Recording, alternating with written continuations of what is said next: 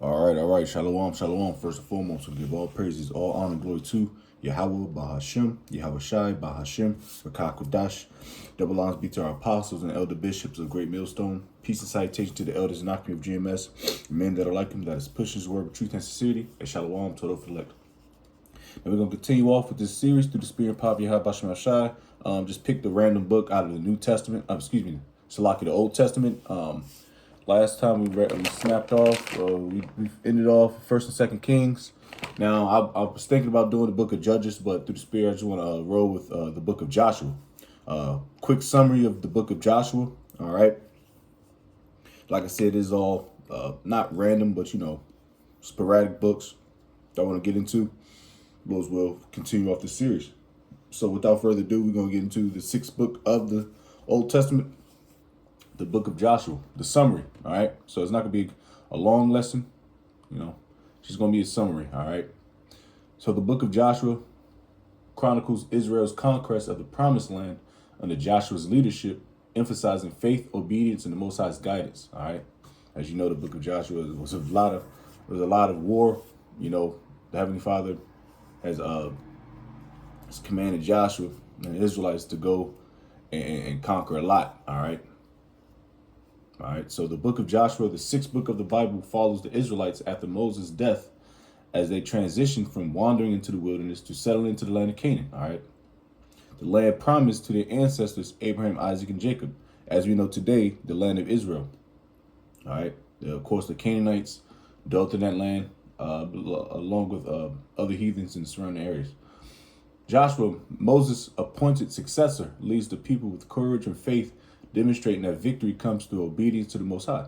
And of course, that's true. All right, key events and themes.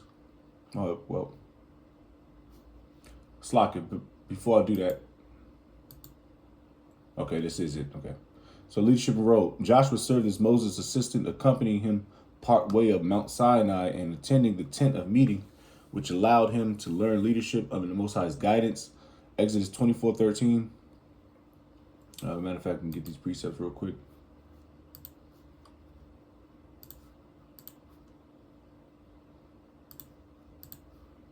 This is Exodus chapter 24, verse 13. It says that Moses rose up and his minister Joshua, and Moses went up into the mount of the Heavenly Father, Yahweh. All right.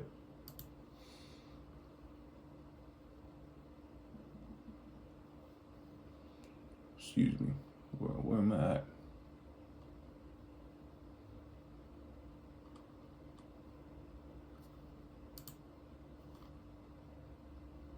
Okay, Salakia. I wanted to read first, who is Joshua? All right. Joshua was Moses' successor who led the Israelites into the promised land. All right, it's another tab. I wanted to read this first. Salakia. Joshua was Moses' successor who led the Israelites into the promised land and is remembered as a faithful military and spiritual leader. Like I said, they was getting busy, through the obedience and guidance of Yahweh Hashem Shai. Joshua originally named Hoshea, meaning salvation. So Joshua and Hoshea, or Hawashai in the Hebrew, salvation, was the son of Nun from the tribe of Ephraim. So he was the tribe of Aparium. All right, that's the northern tribe, the head tribe of the north, of the northern tribes. All right, so he was a northern tribe and was born in Egypt during the period of Israelite enslavement. Numbers 13:16. Moses renamed him Joshua, meaning the Lord is salvation, or Hawashai means salvation. All right. Not Yahweh, but it's the same meaning, all right, like Hosea. Reflecting his role as a divinely guided leader, he first appears in the Bible as a military leader during the battle against the Amalekites. The Amalekites are the head tribe of the Edomites, which we know today are the big noses in our land, who rules this world in wickedness, where his success was attributed to the Most High support rather than solely his own skill. Exodus 17:8-13. Leadership and role. Joshua served as Moses' assistant, accompanying him part way up Mount Sinai and attending the tent of meeting, which allowed him to learn leadership under the Most High's guidance. We just read that. He was also one of the 12 spies sent to scout to scout Canaan, bringing back a positive report alongside Caleb. Caleb, of course, from the tribe of Judah. All right. Those were the two that went into the promised land. The two tribes, of course, which represents, Caleb being the southern, Judah, head tribe of Israel, and Joshua being a part of Ephraim, Parium, which is the head tribe of the northern tribe. All right. And encouraging the Israelites to trust the Most High's promise, Numbers 13-14. After Moses' death, Joshua became the leader of the Israelites, guiding them in the conquest of Canaan and overseeing the allocation of land among the tribes. So let's see what the word conquest means. So like I said, it was a lot of ass whooping. Conquest.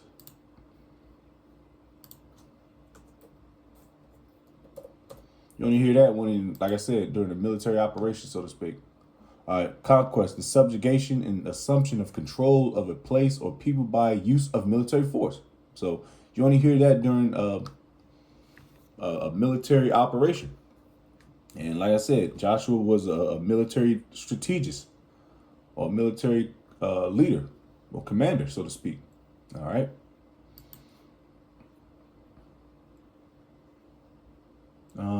Boom. It says the conquest of Canaan and overseeing the allocation of land among the tribes. Military achievements. It says Joshua was renowned for his military leadership during the 7-year conquest of the Promised Land.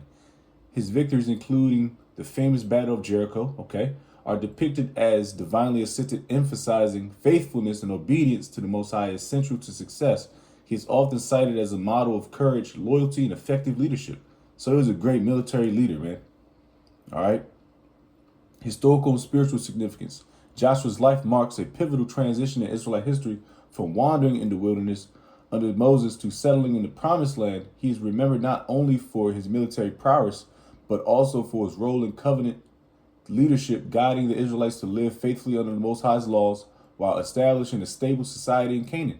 The book of Joshua, which bears his name, serves as both a historical narrative and a theological guide illustrating the fulfillment of the Most High's promises and the importance of faith and obedience. In summary, Joshua is a central biblical figure whose leadership, faith, and obedience, you hear this a lot, man.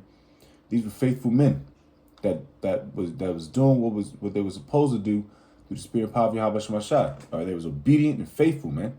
All right, and it shows. It says exemplify the qualities of a divinely guided leader, bridging the era of Moses with the establishment of Israel in the Promised Land. So that was the bridging from wandering for 40 years and doing that military conquest and establish themselves in the land of Canaan. All right. So a very important book, which is a very good book too. All right. So let's get back into it. So we got back at it.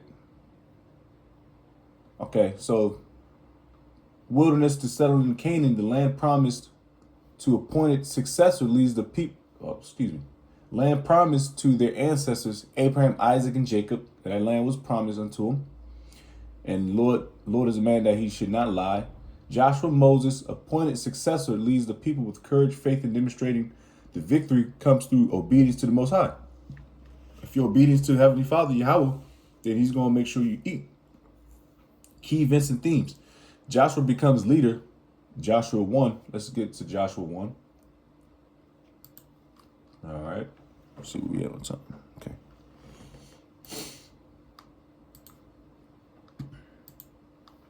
This is Joshua chapter 1 at the top. Now, after the death of Moses, the servant of the Lord Yahweh, it came to pass that the Lord spake unto Joshua, the son of Nun, Moses' minister, saying, Moses, my servant, is dead.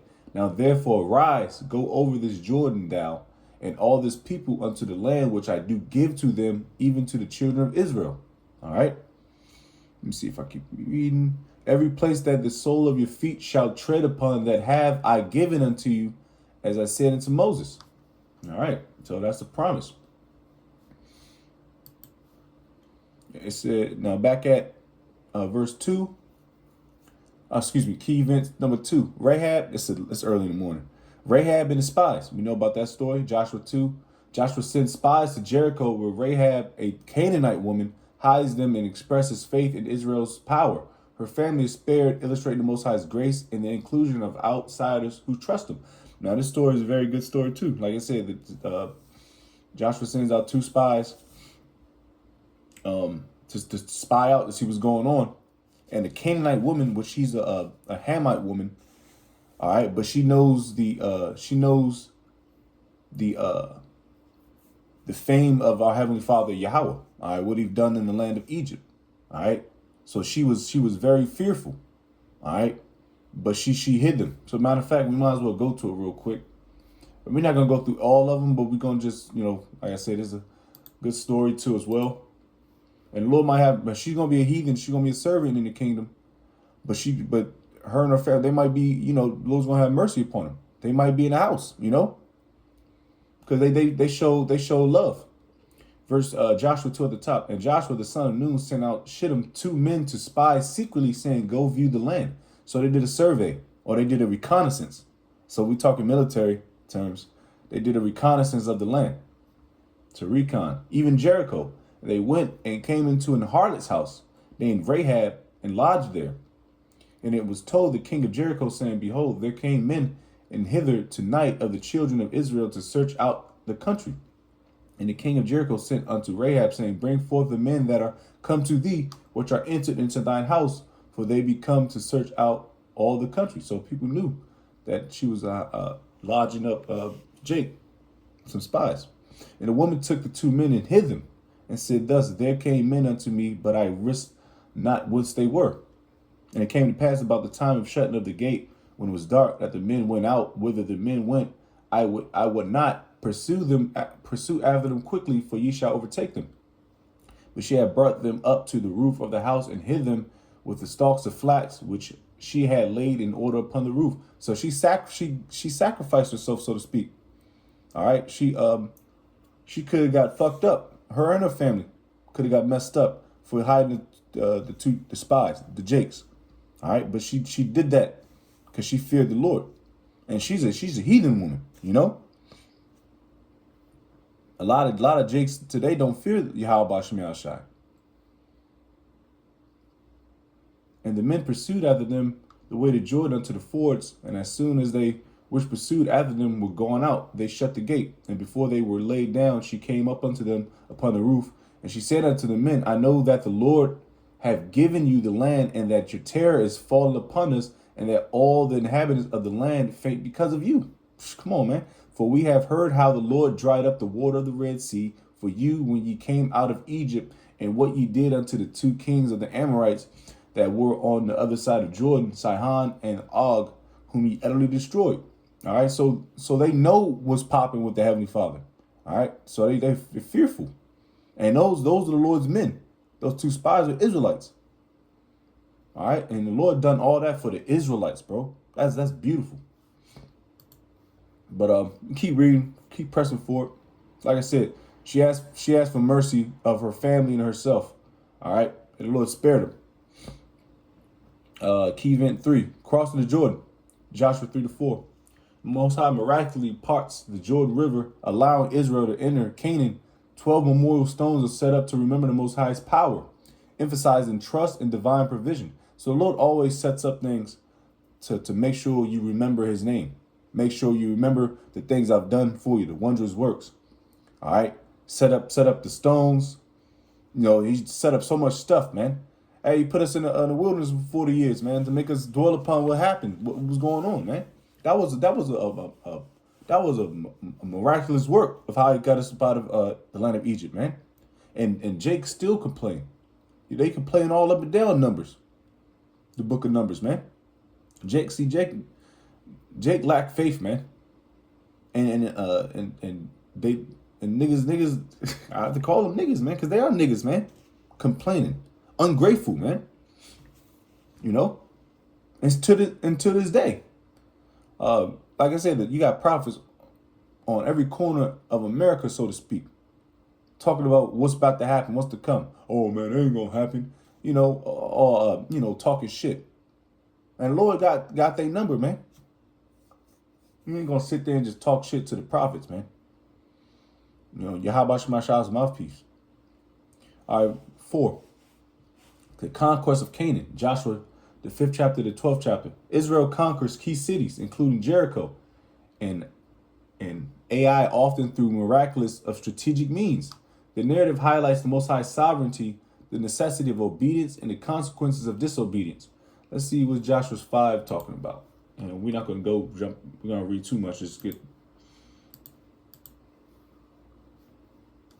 see what Joshua 5 at the top. And it came to pass when all the kings of the Amorites, which were on the side of Jordan westward, and all the kings of the Canaanites, which were by the sea, heard that the Lord Yahweh had dried up the waters of Jordan from before the children of Israel until we were passed over, that their heart melted, neither was there spirit in them any more because of the children of Israel. They were scared. At that time the Lord said unto Joshua, make thee sharp knives and circumcise again the children of Israel the second time. And Joshua made him sharp knives and circumcised the children of Israel at the hill of the foreskins. And this is the cause why Joshua did circumcise all the people that came out of Egypt that were males, even all the men of war died in the wilderness by the way after they came out of Egypt. Let me see. Let's read to 6. Now all the people that came out were circumcised, but all the people that were born in the wilderness by the way as they came forth out of Egypt, them they had not circumcised. For the children of Israel walked 40 years in the wilderness till all the people that were men of war, which came out of Egypt, were consumed. Because they obeyed not the voice of the Lord, unto whom the Lord sware that he would not show them that the land which the Lord sware unto their fathers, that he would give us a land that floweth with milk and honey. And their children whom he raised up in their stead, them Joshua circumcised, for they were uncircumcised because they had not circumcised them by the way. That was on the move. And it came to pass when they had done circumcising all the people that they abode in their places in the camp till they were whole. Let's see. Okay, we can keep going. Number 5. This is division of the land. Joshua 13 to 22. After military victories, Joshua oversees the allocation of territories among the 12 tribes, including the establishment of cities of refuge and Levitical cities, ensuring justice and religious order. All right, so Joshua, he had the job of making sure everybody, all the space was allocated. All right, distributed. I want to say evenly. All right, he had tribes that were bigger, tribes that were smaller. All right, but he overseed everything through the Spirit. Made sure everybody had their land. All right. 6. Joshua's final charges and death. Joshua 23 and 24.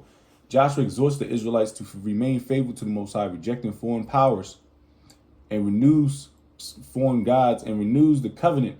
His famous declaration, as for me and my house, we will serve the Lord, underscores personal commitment to the Most High. All right. Let me see.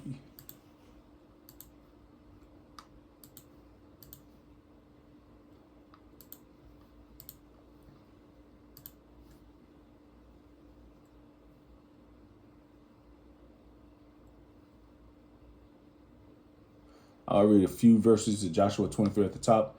And it came to pass a long time after that the Lord had given rest unto Israel from all the enemies around about, that Joshua waxed old and stricken in age. Yeah, like I said, they was going through a conquest. That's a military, that's a strategic, that's a strategic time, a strategic time. You don't get rest during a conquest. And Joshua called for all Israel, and for their elders, and for their heads, and for their judges, and for their officers, and said unto them, I am old and stricken in age, and ye have seen all that the Lord your power hath done unto all these nations because of you. For the Lord Yahweh your power is he that hath fought for you. Wow, he's fought for us, man.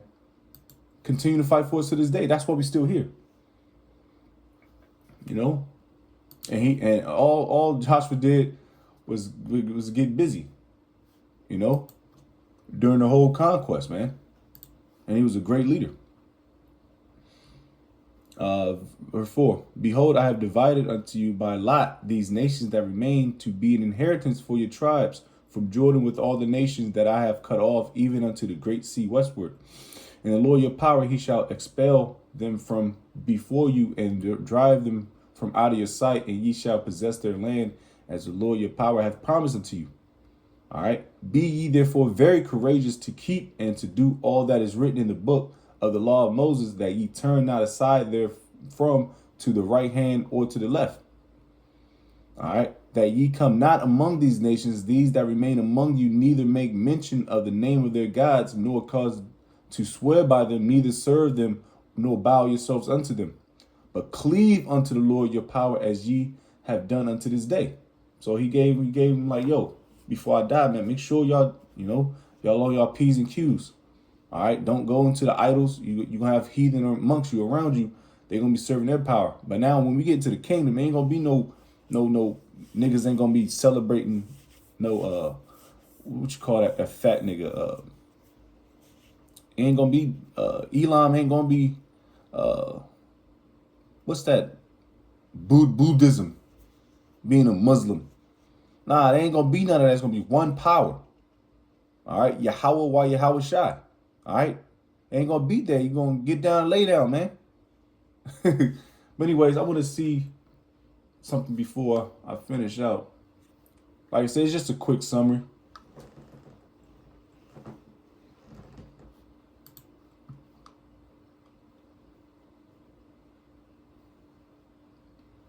Let me see. We could read out because I'm getting up there in time. Lessons and spiritual insights, faith and obedience, success and divine favor come through trusting the Most High and following His commands. The Most High's grace, Rahab's story, demonstrates that the Most High's mercy extends to all who believe, regardless of background. That's not simply true. But like I said, the Lord He's going to show mercy on the heathen nations. But first, we gotta get our lick back for that 1,000 years, for that day. All right, then they can get their land. All right, and then they ain't gonna be on their toes like that, so to speak. But the Lord is only for the Israelites, man. All right. Leadership and courage. Joshua exemplifies strong God-centered leadership, showing that the Most High equips those He calls. Divine guidance and life transitions. The crossing of the Jordan and conquest of Canaan symbolizes the Most High's guidance during major life changes.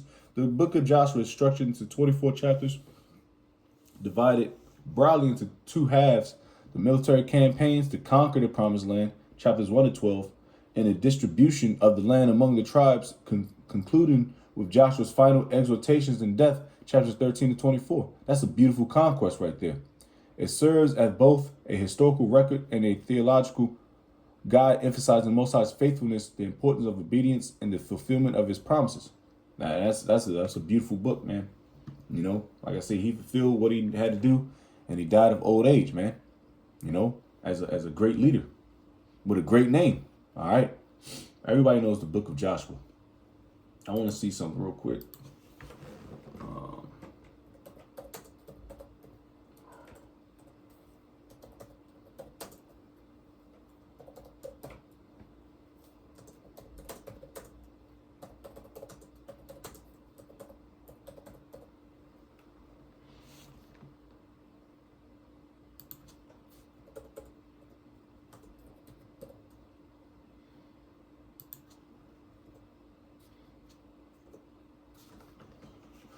Let's see.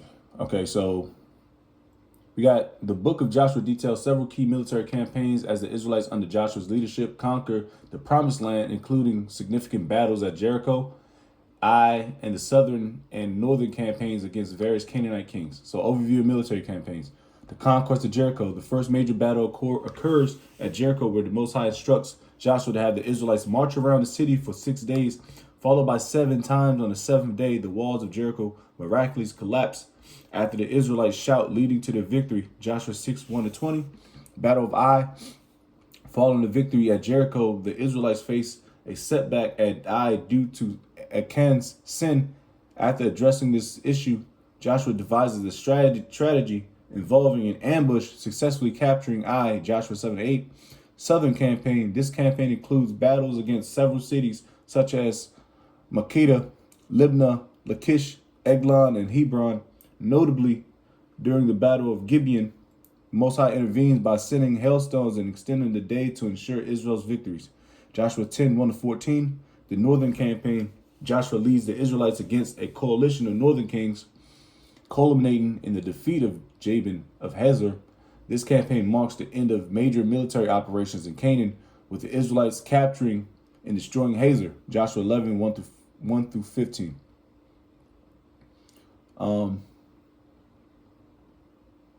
The warfare depicted in the book of Joshua is framed within a religious context where battles are seen as divinely sanctioned. The Israelites believed that the Most High fought on their behalf, which he did, and their military actions were often accompanied by rituals and preparations to ensure divine favor.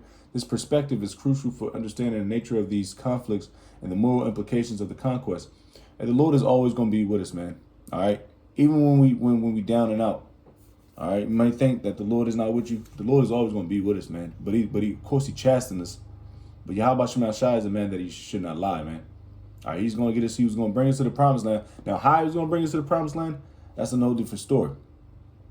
But overall, we still got to the promised land, you know? Conclusion, the book of Joshua presents a narrative of conquest that is both historical and theological, illustrating the fulfillment of Most High's promises to the Israelites as they take possession of the land. The wars fought during this period are significant not only for the military outcomes, but also for their role in establishing Israel's identity as a covenant people under the Most High's guidance. So that's pretty much the book of Joshua. You know, that's just a quick summary, overview of it. And I want to give all praise, all honor, glory to Yahweh, Bahashem, Yahweh Shai, Bahashem, Kakadash. Double honors be to our apostles and elder bishops of Great Millstone. Peace citation to the elders, Naki of GMS. And men that are like him, that is push the road with truth and sincerity. Shalom, total for life.